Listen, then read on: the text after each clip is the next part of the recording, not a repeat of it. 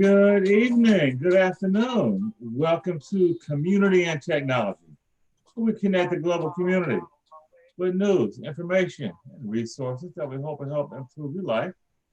I'm Stu Reed. I'm here with my co-host, Lena Marvin. Hey, Lena. Hello. And we have a very special guest today, not a stranger to our airwaves. Welcome back, Rose Regina Lawrence. Welcome, Rose Regina. Hey, good to be back. Yeah, good to have you back. So, what's been going on? I know, Lena, that you couldn't make it last week because you had a big thing on your campus related to the reopening, right? Yeah, so What's going on? They're still trying to figure out how everything works. Part of it is initially the federal government was saying that if international students are going to stay in the country, they have to be going to physical classes, and that put us into quite the tizzy. But they've kind of backed off on that, which is good. But my campus is reopening,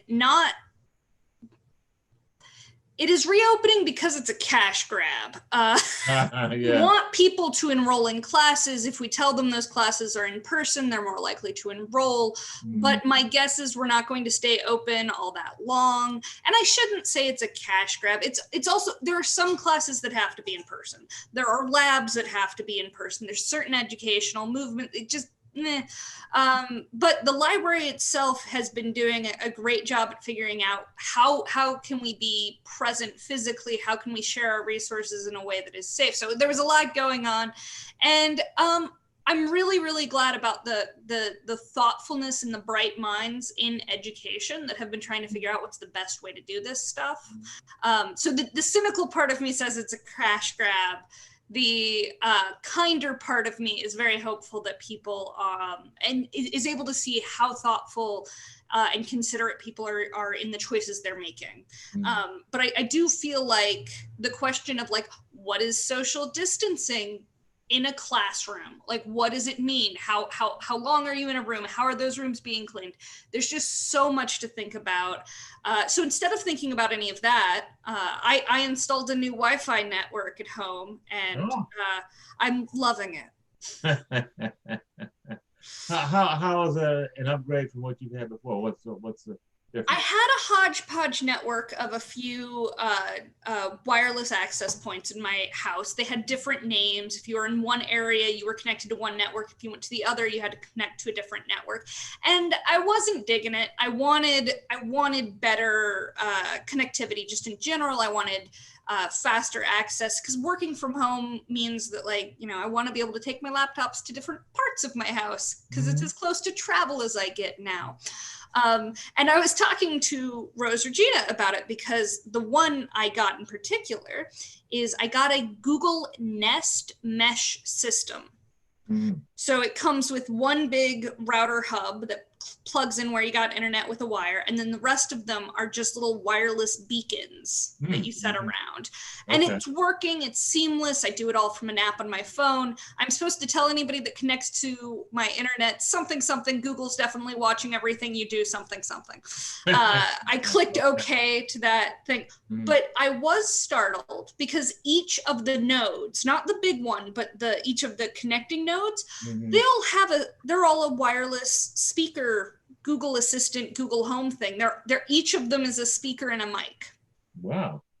Yeah. Wow. So I said to Rose, is this safe? Should I have these mics everywhere? Should I just send it back? And she did the coolest thing.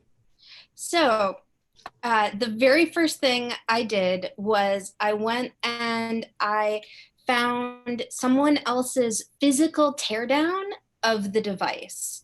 So there are a whole bunch of basically like electronics hobbyists and repair it yourself enthusiasts who have put up on the web, often on this one site called iFixit, but sometimes they'll just post on their own blogs, photos and explanations of pieces of hardware that they've bought. And basically what this means is that by having someone who knows what they're doing go in and look at all of the different components of this piece of hardware, you're able to figure out a couple of things. So they're coming at it from this perspective, generally, of what is here so that if something breaks, I can fix it myself so that I don't have to throw it away and replace the whole thing. But one of the side benefits that I get from people who are really committed to looking at their ecological imprint and are just really committed to not buying new things when they don't have to, is that I'm then able to go in and take a look and see if the switch that is on the back of each of these Google Nest Wi-Fi nodes. Nodes, are they called nodes? Okay. If it's actually a physical hardware switch for the microphone, or if it's just in the computer code telling the device to turn the microphone on and off, and it's a physical switch. And so what that means is that when the microphone is turned off, I know that it's actually turned off, instead of just kind of hoping that everything's working correctly. So it's kind of like the microphone equivalent of the slider that you can put or a piece of tape that you can put over your laptop or phone camera. And so I poked around a little bit more to see what the internet had to say about this. And basically, with this specific device, it's a hardware switch, and when the microphone is turned off, it turns on a little orange light. So you have this like little pod, and then there's a little orange light onto the ground below it, or the table below it, and you can turn that orange light off if you find it incredibly annoying. Okay. So if you're someone who wants to have that microphone off all the time, you're not stuck having this like weird glowing orange thing going on. And so that kind of got us started on talking a little bit about like just generally IoT in your home and like concerns around that. But I just think it's kind of cool that when you start looking at everything that you can do with like the information that people are sharing online, just because they're putting it out there for one reason doesn't mean it can't help other people who have different goals. And what was the name of that site? iFixit? Yeah, iFixit. Yeah. Wow. There's a few different ones you can find. iFixit is very cool, but I was reminded that now that I have even more smart devices in my home, I really need to follow up with our previous interview about IoT and get the IoT inspector from iotinspector.org and just see how much is going out about all of these things. Because I have some smart sockets where you can have a socket that turns on or off. Okay. I have a couple of light bulbs, and I've got these speakers. My dad has an Alexa, and I've got this smartwatch, which is not very smart, but I do love it. Okay. It's so I've been thinking a lot about bandwidth and Wi-Fi coverage and controlling of those things, and why you might want to or might want to not. Because right now, the ability to say, pause internet access on my husband's computer from my phone. Whoa. You can do yeah, it? I can. Whoa, power. I asked him about it, and he thought it would be a good idea to try setting a bedtime on his computer, because he's gotten to the point where he's going to bed at like 4 a.m., which is not great. I want him to come back into the world of the awake in the morning. He's not going to, but it is really interesting to see, like, what have I traded for convenience? I have these smart speakers. They're very convenient, but they're definitely listening if I don't turn them off. But the fact that I can turn them off makes me feel like it's more of a voluntary on purpose action. And it is nice that in any of these spots where I've decided I want to have more bandwidth in this part of my house, I put one here. I can test to see if the nodes are talking to each other, if their connections are going well. Oh, the other IoT we have in this household is a lot of Rokus. My mom loves Rokus.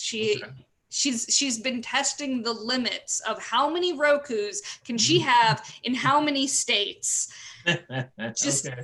going for it. It's great. She's an early adopter. It's the kind of thing she does. She heard somewhere that the limit's 50. She's not at 50. 50. On one account. She was trying to get someone at Roku to tell her when she was on the phone with them, and I think they just tossed out a number to get her to stop asking. Right. She doesn't have nearly that many, but it is nice that we have these devices, that they're working, and how we're able to connect with them.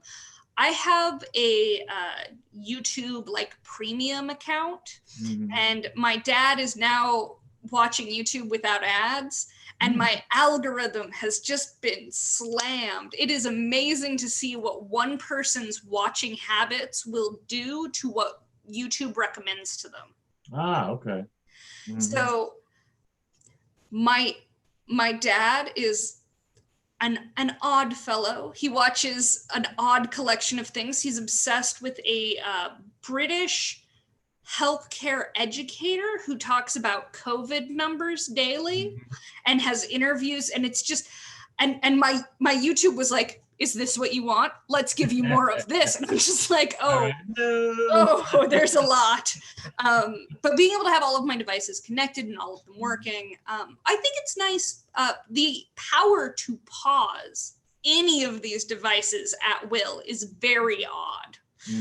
Because I've not had that with my previous setups. It was much more hodgepodge, me trying to figure out, can I use this open technology on top of an old router to make a hotspot? And I could, but I shouldn't have. I should have just spent too much money and gotten all the Wi-Fi ages ago. I have so much bandwidth. That's right. You have fiber connection to your home, don't you? I do. Yeah. So to be clear, everything you're describing, I believe you could have done with your old approach if you had felt like spending more time setting it up. Is that and correct? More money? And more money. Okay. I would. So if I wanted to make this DIY, where I'm in control of more of it, I've actually kind of spec'd out the whole system. If I wanted my own voice-controlled devices that were open, I could have them.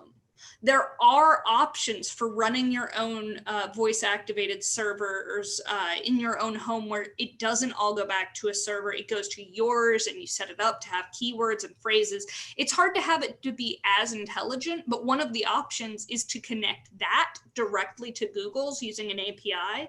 So you can even funnel your own IoT through a controlled system. So there are options. They're more time intensive and it takes a lot more effort. But in some ways, I've always viewed it as like, what's the balance between my own education about how this technology works, my time investment, and how much hair I'm going to pull out trying to get it working? Because what I'd done previously to get a mesh network where it had the same name was I used a thing called OpenWRT, which there's another version of it called a Tomato, where you take a piece of hardware you buy. So you have this router and then you flash the firmware, which is a really fancy way of saying you like plug a USB into it and you hold a button down and you wait a while and you see if you brick it or if it works. Like, it's not that impossible to do. It's just when you're buying more expensive equipment and you're worried you're going to break it, there is a point at which you're like, instead of buying this, if I pay more and give up my privacy, and it is that equation. If I give up my privacy of how much of my data is under my direct control and how much is being seen by which corporation, what are my choices and what am I going to do? I've already kind of tossed in my hat with Google. My email will go through Google. I have Google owned domain names for my own vanity page. Like I don't really, they know all. I don't think they're paying enough attention for me to worry about it too much, but I'm also, that doesn't mean that I'm unaware of my own loss of potential privacy. So having that physical button to turn it off is nice. So have you got your IoT installed? Me? No, I have not. I know you asked me a couple weeks ago to do it, and I haven't done it. It's just, I guess I've been a little bit lazy for one. And, what is it you have? I have a free Alexa that came with one of the big screen TVs that I got. And it's just been sitting in the closet. And I asked my son, do you want it? He said, no, I don't want it. And, you know, he's a little more tech savvy than I am. He's about your age, Lena, maybe a little older. And he didn't want it. And, you know, I guess I've just been a little lazy to tell you the truth. I should at least play with it and see what happens, you know? Yeah. I did try to get the Alexa that my dad has to talk to the Google Mesh node, and apparently there's some way you can get them into like an infinite loop where they just keep chatting back and forth, but I wasn't able to get it to work. Okay. Now, with your nose that you can turn on and off and devices on and off, do you find yourself actually turning them on and off, or do you just tend to leave it? No, I don't care. So the other thing is I left the old network up. Okay. So if I turned off my husband's internet, and right now it's set off to just turn off at midnight, he can just turn it on to the other network. Like I didn't even block it because I don't care. If I was in a situation where I was battling with someone, I could see it becoming its own like whose tech is stronger kind of game, and that feels like not a great game. Right. I disagree. So there have been several threads on Twitter that I have found from people in InfoSec who I follow that detail their ongoing battles with their children over locking down their Wi-Fi and cutting it off at certain times. And I just love every single thread that just goes over, this is what my 12-year-old did when I talked to my child. This was the response. And they're just like delightful. So I don't think that those kinds of tech battles have to be sad. I think sometimes they can be really adorable. Give me an example. What is happening between this like it doesn't have to be actual. Just play this out because I don't understand what do you mean? Like what they say, I'm going to turn off your internet, and the 12-year-old says, no, you're not. Like what's the back and forth? No, it's more the parent sets up the internet to turn off at 9 p.m. And then finds the kid playing online games at 11.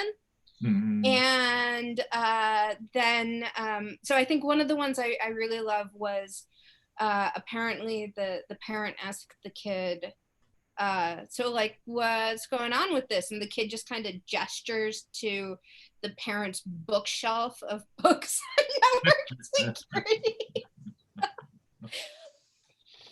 Yeah, I think there are better and not as good ways of engaging with putting restrictions and limits on your Wi-Fi, and I think it's good to recognize that none of them are going to be absolute, and for better or worse, whether it's for a positive thing or just for a good chance to like talk more about how this works with other folks who you live with.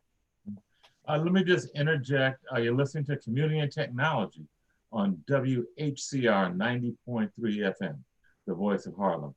We're here with Lena Marvin and Rose Regina, and I'm Stu Reed, and we're talking about tech issues. And right now, the Internet of Things and stuff in your home that is talking to the network and helping you do things, and also listening to what you're doing.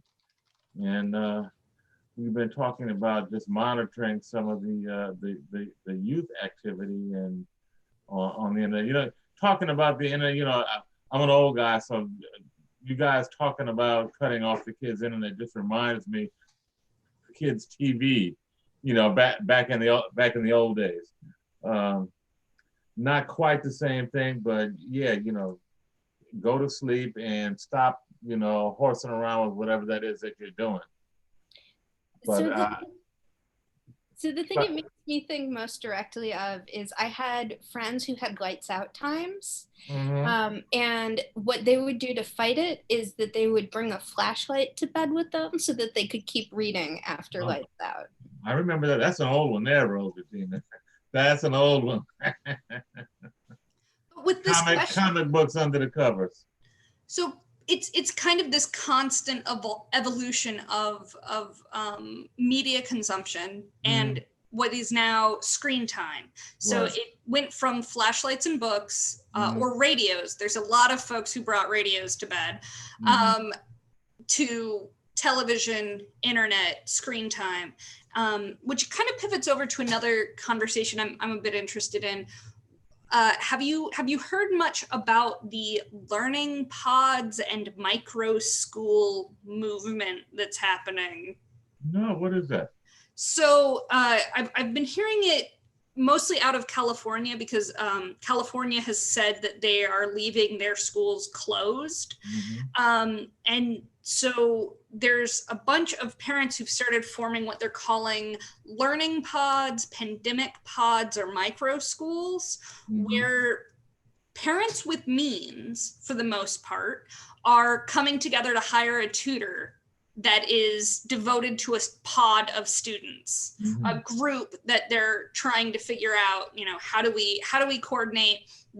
These are our safety rules for how we're moving through this pandemic, connecting families with similarly aged kids, having them go to different houses or Zoom with just one tutor. And it's interesting to look at. And I've seen some dialogue on it where they're saying that like a pod of 6 children might cost like $1,000 a month per child when you're including teachers' fees, school stuff, individualized different things. And it's just, there's a small booming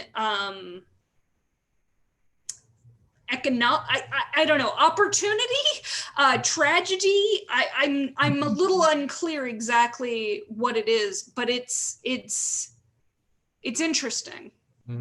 So Lena, these pods, are the kids physically getting together and then interfacing virtually with the instructor, or is it a total virtual pod? So yes and Okay. no. So some of the pods are a group of people who are all deciding to virtually have like one teacher for 6 kids. The kids aren't in the same place. How are we going to divvy up this? There's other ones where it's families that are coming together physically. And there's different strategies, but it's very odd to look at, in part because of the mechanics of figuring it out. There's kind of been this boom in Facebook groups of parents coming together trying to coordinate location-based, risk-based, virtual, how much money folks have to toss at it, like various, and what they're hoping for. But it's interesting. There's folks who are saying that it's like the pods count as home-based childcare in some of them. So there's kind of childcare programs that are trying to remain open and figure out how to get in on the pod structures, but it's no one knows what they're doing. There is no structure. There's an awful lot of school districts that have come out and have just gone, we don't know how it works. We don't know what we're doing. In St. Louis, there have been a few schools that are experimenting with alternating days, different numbers of students. So you can have more empty space, but there's just a lot of like, oh, this sounds awful, when you're having people physically come into a room where they're not allowed to leave their desk. They're wearing masks the whole time, and there's like mandatory hand washing breaks and some other stuff that they're trying to figure out how to implement. Also, there's a push against paper because they don't want kids handling paper and then giving it to teachers. So even if you're physically in the classroom, you're working on a Chromebook from the school. But it's a sector of technology that I'm trying to the relationship, because you've had a lot of educators from New York City come on to talk about the shape of learning in New York City schools for different populations. And it's one of those things where the role of technology in it is really intense. Like, how are we using the tech, who's getting the tech, and that role of who's paying for it, where's the money, who's paying for what, who can pay for what, is also pretty intense. But it's stuff like, there's a WordPress that went up pretty quickly for San Diego called the Pandemic Pod San Diego, connecting families so they can learn together during the pandemic. And you can click and see like what's going on. How are we financing a learning pod? What's a learning pod? Mini classes for young learners who can't be in school because of the pandemic. So they're trying to keep them small, 6 to 8 students, and it's for folks who are just trying to navigate this kind of new problem. I do wonder if there will be educators who are refusing to go back to school, because a lot of teachers who are able to retire have taken to retiring. One of the librarians I work with is retiring, and I don't think she would have if it wasn't for this pandemic. I think she would have kept going, but she doesn't want to have to come in the building. Yeah, I've heard recently some resistance from a number of teacher unions that are saying, lobbying for the teachers not going back because of the health risks. So I think that's real. But the numbers, the different folks talking about different likelihoods of transmission, or how many kids will get sick, or how many kids might die if they go back to school, has been kind of horrific to look at, because I believe it was the governor of Missouri said about students, I'm trying to remember, I kind of want to quote him directly, because what he said was, let's see where it is. These kids have got to go back to school, and they're at the lowest risk possible. If they get it, which they will, and they will, when they go to school, they're not going to the hospital. They're not going to have to sit in doctor's office. They're going to get home, and they're going to go home, and they're going to get over it. I heard that quote. I didn't understand what the heck he was talking about. So if you mistake COVID-19 for the flu or for chickenpox, then it feels much less threatening. But I am really concerned about the idea that this is a disease that kids just get over. Because even if that was the case, children do not exist in a vacuum. Right. They have to exist with their parents, or if their parents are at work, quite often their grandparents. And if you can't start to see how social networks fit together, because the notion of social networks outside of social media, outside of the internet, you just start to see how do people connect to each other, and when they connect to each other, what are the risks involved in that? So I am kind of the governor's quote on that. I hate it, and I think it's terrible. But this notion that if we treat it like the flu, or like something that they're going to have to get sometime, it echoes back this idea of like herd immunity, which we can't get. The science is not pointing in the direction of that being either what herd immunity is, or it being possible with this illness. So that's concerning. We also don't really know what effect COVID has on children. Right. We can talk about, to a limited extent, about how they're less likely to die. But one of the things that starts to appear when you really look at the impact on a lot of more intense illnesses is that there are ongoing effects that are not necessarily easily or quickly understood. The thing that immediately comes to my mind was research that came out looking at mumps and the impact that the vaccinating against, I believe it was mumps. It was either mumps or measles. It was something in MMR.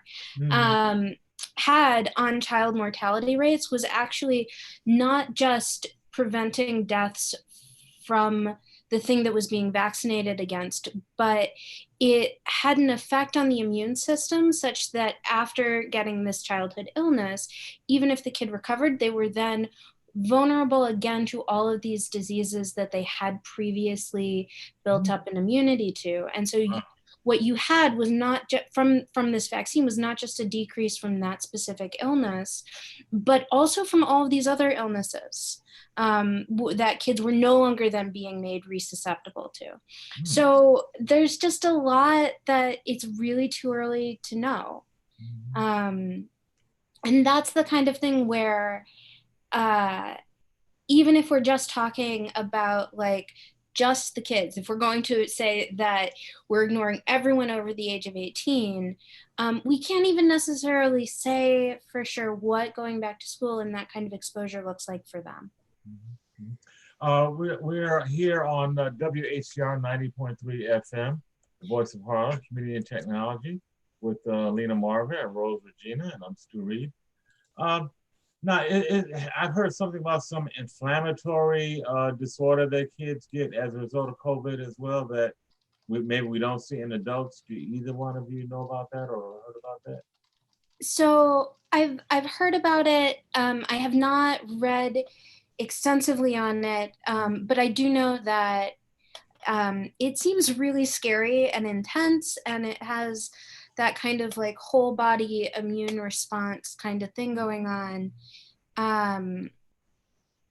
But also that it is rare, but again, this is something where, when we're talking about how many kids in this country, rare is maybe not good enough. Yeah. So I'm thinking you're talking specifically about the multi-system inflammatory syndrome that's found in children called MIS-C. So I went ahead and pulled it up on cdc.gov, and it's a condition where different body parts become inflamed, and it specifically hits children. It's serious, it's potentially deadly. Children are not immune to COVID-19. Like the notion that they are is profoundly misplaced. But it isn't,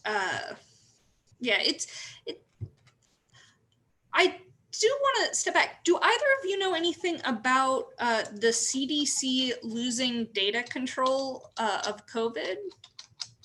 I did hear some stuff last week about how the data that's being reported by government is being diverted from CDC, where it historically goes to some other, I won't even call it agency, but some other office that the administration has set up to control, contain, to misinform.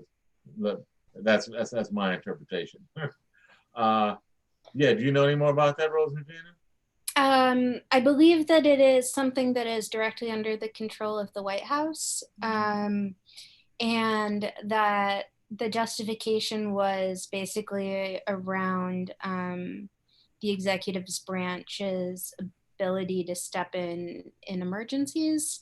But I am deeply skeptical that this is anything other than a data grab. And mainly I am reminded of what happened in Canada several years ago under the Harper administration, which was the very conservative government, where a whole bunch of data was basically lost to the Canadian public permanently because they went in and deleted it. And I think the scary thing with this is that because it's changing who controls it, even if we put out, or even if we start from the best of assumptions, any kind of shift in data reporting where you don't have a substantial overlap means that you have an interruption in your ability to analyze what those numbers mean, because you need at least a chunk of time that'll allow you to compare your two sets of numbers so that you can kind of make an educated guess on what the correction would be, so that you can broadly understand all of the information.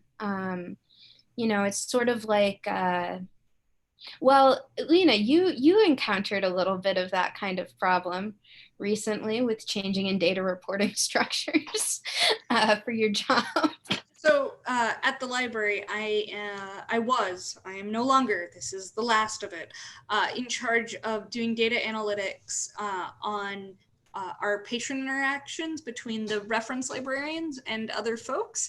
So as you might imagine, if I'm going from June to July for my statistics, it's all going swimmingly until March, when everything changed about how my library interacted with its patrons. So I ended up having to restructure all of this data. And this is an incredibly small pile of data. It is maybe 6,000 lines of entries, like 6,000 entries or so, various levels of detail, but it all changed from in-person to digital, like from 1 month to the next, and it's not an even month point. It's at the near the end of March, everything changes.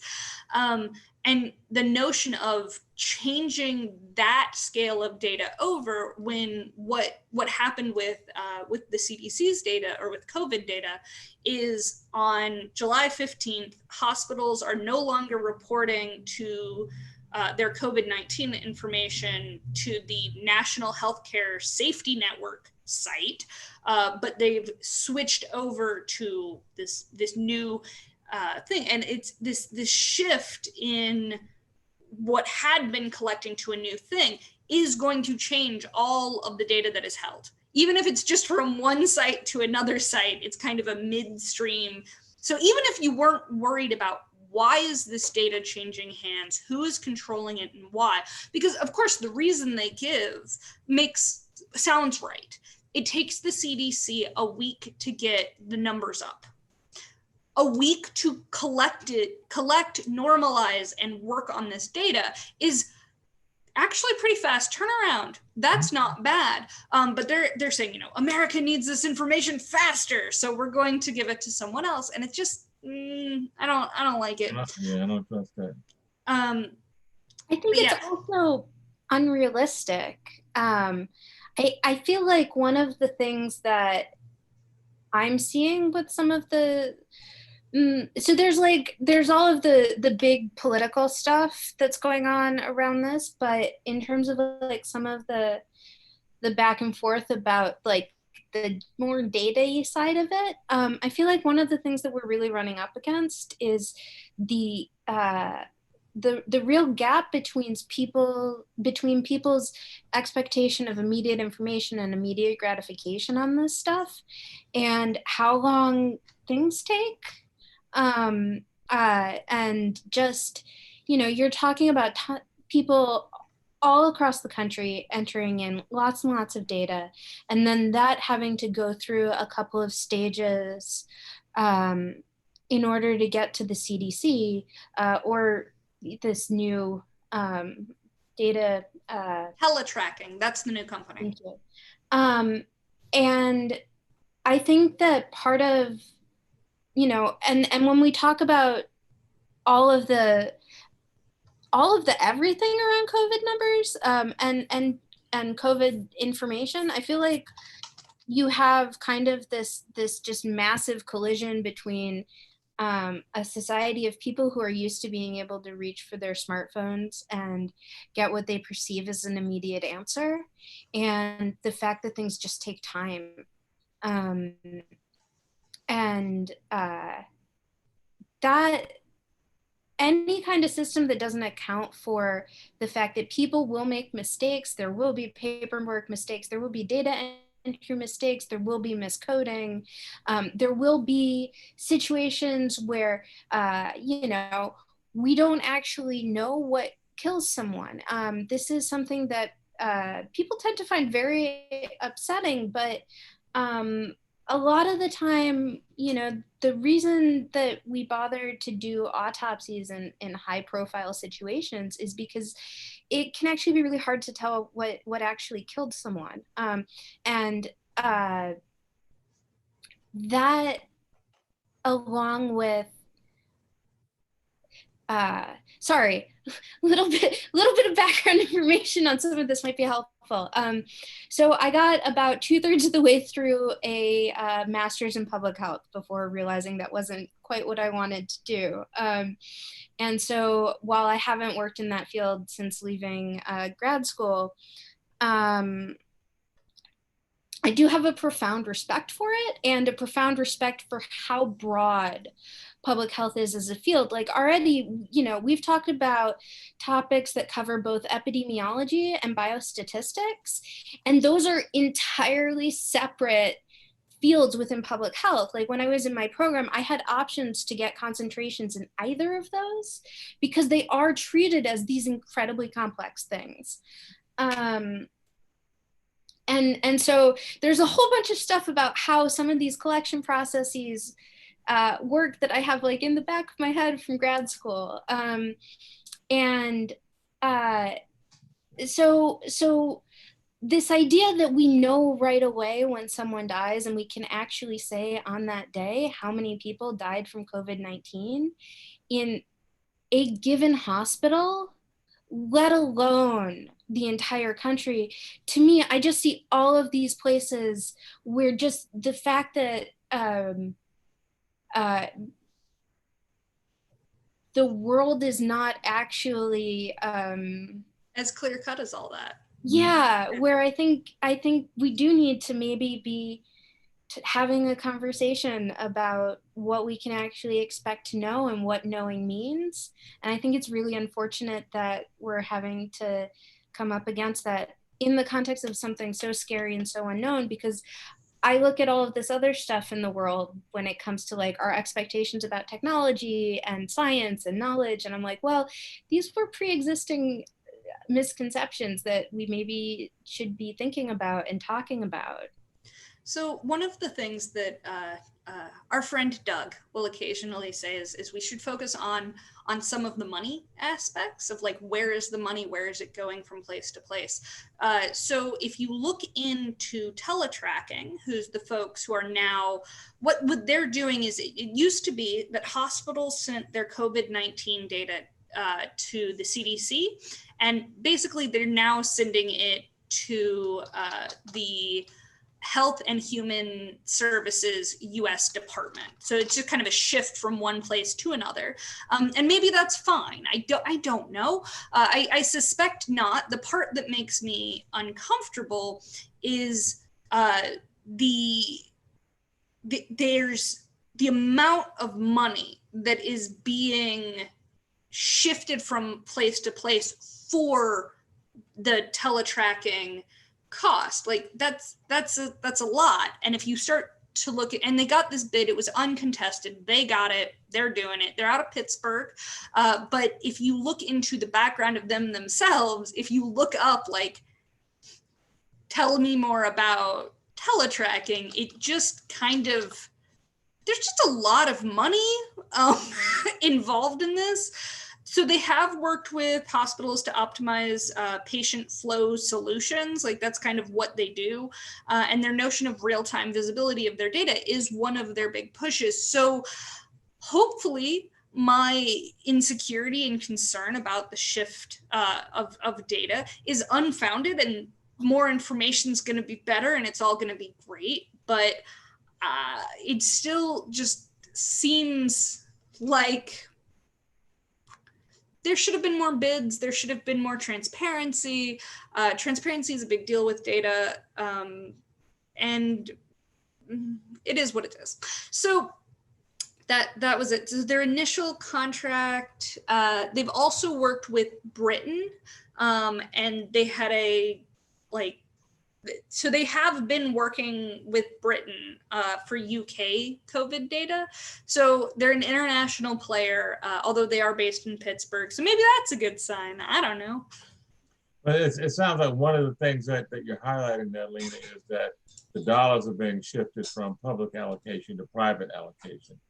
And that's a big deal, I think. Well, I assume some of it was already private allocation. Like I don't know for sure who the CDC was doing, because it was never direct report. Like, I mean, how is this data moving? It's one of those things where I'm hoping somebody way down the line makes a dissertation or thesis, and I can actually just see, like, how does this data move? How was this getting reported? Because it is something I'm interested in. Like, why did this change? What does it mean? Is it a cash grab? Is it is it nefarious, or is it just an issue of who's controlling what, who's saying what? So I'm not gonna claim to know what it means, just to say this is something that we should be tracking and thinking about. As folks who are interested in technology and interested in community, how community data works, how government data works.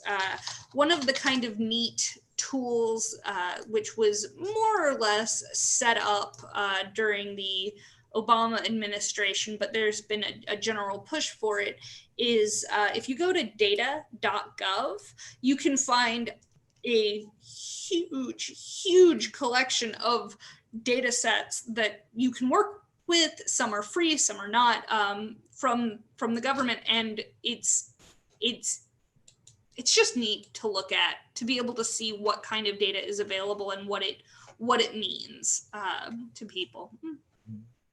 You're listening to WHCR 90.3 FM, the voice of Harlem, Community and Technology with Stu, Lena, and special guest Rose Regina. Rose, looked like you wanted to jump in there. Well, okay. So I have not done the deep poke around on their website, but the other thing that I would put out there is also, when you contract things out to private companies, part of what you are paying for is paying for all of the coding, the software, all of that private company is developing. And what that means is that, you're basically helping pay for this digital infrastructure that, like, the taxpayers then don't own and don't necessarily have any transparency into if it isn't open source. And this is something where I think when we're talking about technology and COVID, one of the things that I realized I cared a lot about very early on was whether or not the tracking apps and all of this other stuff was open source, because I think this is too important. And I think it's about both trust and control. And I think it's important that okay, so one of the benefits that we would potentially get from a lot of this stuff being open source is that if there is a problem, if there is a mistake in the code, and they go in and fix it and stuff changes, having open source software would show transparency and would allow for transparency on that.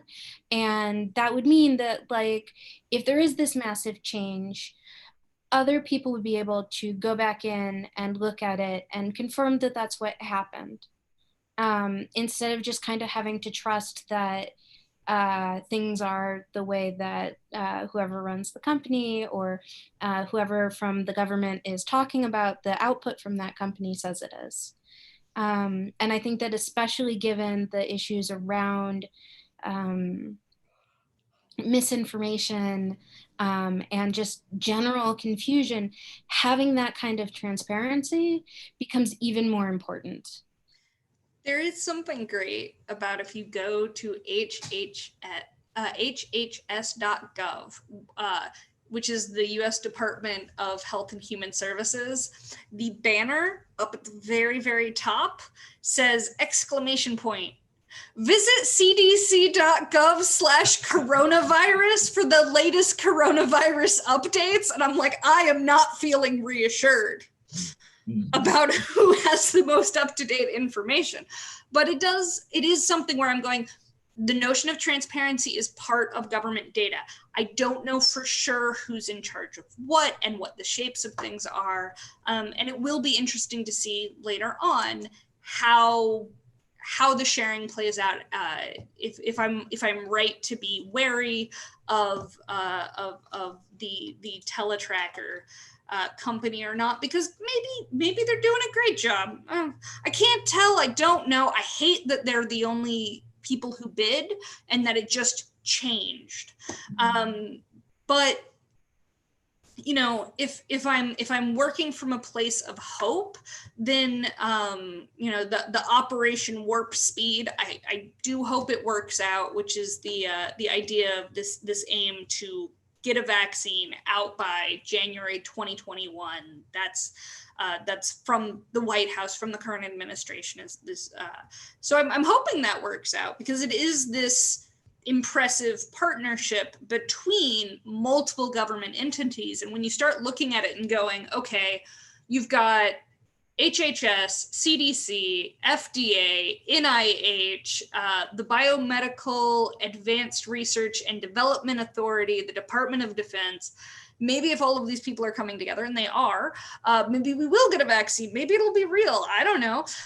I'd certainly like it, but it's odd when you start looking at how the money's flowing. So HHS announced the $456 million in funds that are going to Johnson & Johnson for their candidate vaccine. They're going into phase 1 clinical trials. They have gotten support for the Moderna's vaccine candidate, and 1.2 billion in support for the AstraZeneca's candidate vaccine. So like, there's multiple things that's happening. That last one is in conjunction with the University of Oxford. Like, it's interesting when you start looking at it from how much a pandemic costs, because it's not just how much people are working, how much people aren't working, if kids can go to school. It's these other potential costs of tracking data, pushing through vaccines, who's working on it, what does it mean? So I don't know, if you figure out a vaccine, maybe you can get paid. Yeah, well, you know, one of the things that I'd like to talk about on another show with both of you guys is just the whole biosecurity issue, and some of what you're talking about there, Lena, just the economic opportunities that are presented because of the pandemic, and who's benefiting economically, and also some of the you know, data collection and privacy issues that are being moved against in the name of attacking the pandemic.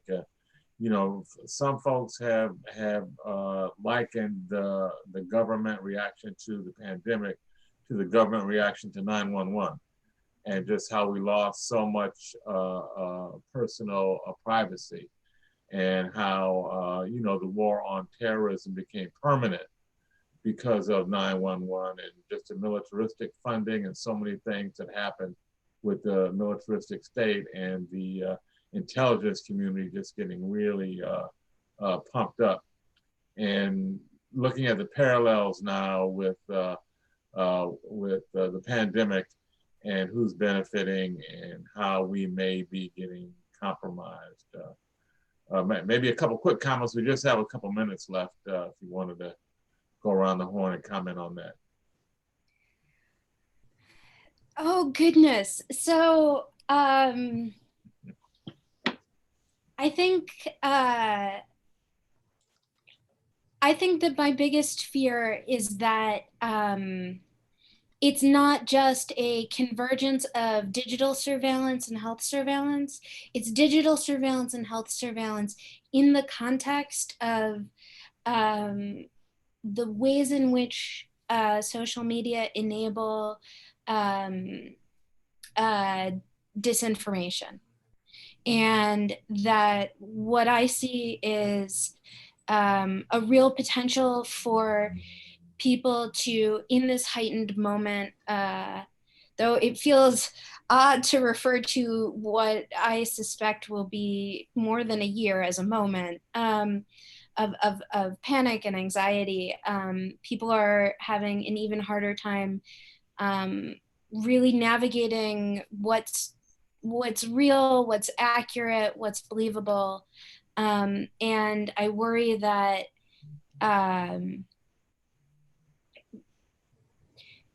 we will miss out on ways in which participating in data collection is meaningful and important without missing out on participating in data collection in ways that actually hurt people.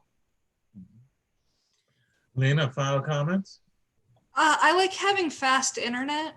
I've found that thinking about bandwidth instead of thinking about the surveillance state has made the last, I don't know, week or so go a little easier for me, because the power of our connectivity to uplift us, to connect us, to be a way to express caring for each other, is a real thing. Having access to the internet gives us access to each other in a way that is very safe, but it also exposes us and our safety and the lack of privacy. And I'm always trying to figure out what's the balance between privacy and convenience. Mm-hmm.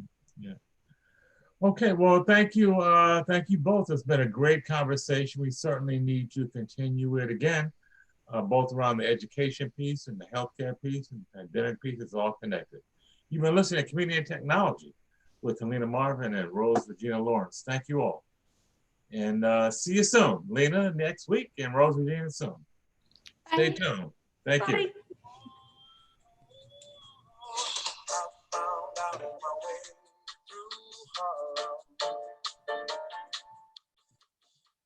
Langston Hughes, he don't live round here. He moved away one day from his way here in Harlem. I know